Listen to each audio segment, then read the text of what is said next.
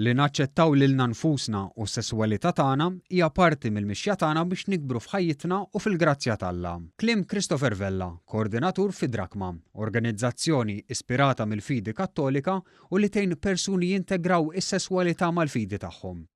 Vella li huwa miżżewweġ lil Tyrin spjega li s-sesswalità mhijiex xi ħaġa ħażina jew perversa imma don minn Alla li rridu ngħixuha b'mod integru u bilanċjat. Jekk inti is-sesswalità tiegħek inti tipprova tiġħadha u tgħid li hija perversa, ġifieri tgħid dak li tak Alla huwa fil-fatt huwa ħażin, hemmhekk ilfejn inti tkun qiegħed titlef it-triq. Saħaq illi tkun omosessuali ma jfissirx li tkun faċilment provokat sesswalment. X'in bniedem biex ngħidlek bisessuali, miżżewweġ ma' raġel bisessuali u m'għandniex xi ħajja li hija partikolarment differenti minn dik ta' koppji oħrajn. Imma aħna ngħixu mod bħal ħaddieħor. Tenna li l-omosessualità mhijiex marda, imma realtà fin-natura tal-bniedem li għandu jaċċetta biex ikompli jikber bħala persuna u jikseb is-salvazzjoni. Jekk bniedem jipprova jew jiġħadha, jew jipprova jaħrab minnha, jew jipprova jissoppressa, jew jipprova jagħmel kwalunkwe forma ta' prattika li tista' b'xi mod tagħmlu ex gay fir-realtà dak ikun sempliċement qiegħed jipprova jissoppressa imma ma jkunx qed isolvi l-iktar problema importanti, l-aċċettazzjoni tiegħu innifsu. Kellu messaġġ għal dawk li qed jiskopru s-sesswalità tagħhom u lill-ġenituri tagħhom. It-tifel jew it-tifla tiegħek hi dik li hi u tippruvax tneħħilhom din ir-realtà, imma għejnhom isibu lil infushom bit-tranquillità u jgħixu b'mod sabiħ il-ħajja tagħhom. U b'hekk jistgħu jimxu l quddiem. Ir-raġel ta' Christopher, it-teologu Dr. Tyrin Grima, spjega li l-insara għandhom ir-responsabbiltà li jgħixu ħajja sinċira u awtentika, inkluż fir-realtà tal-orjentazzjoni sesswali tagħhom.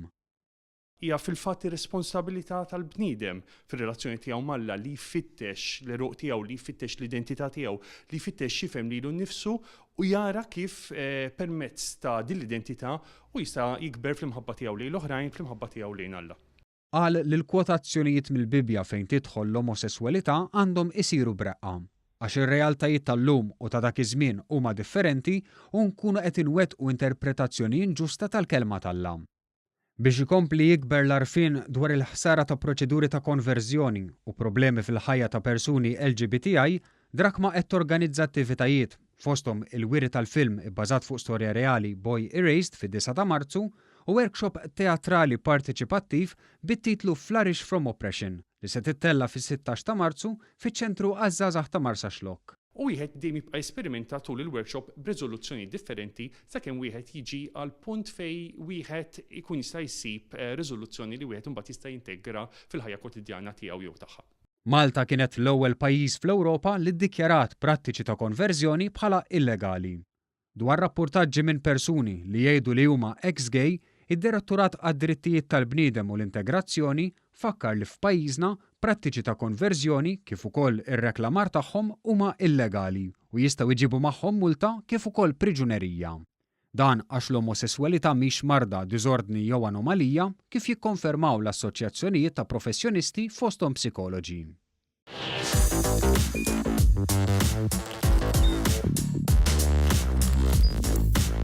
Idħol fuq one.com.mt u hemmhekk tista' tara l-programmi kollha li jxandru fuq One permezz ta' One Play.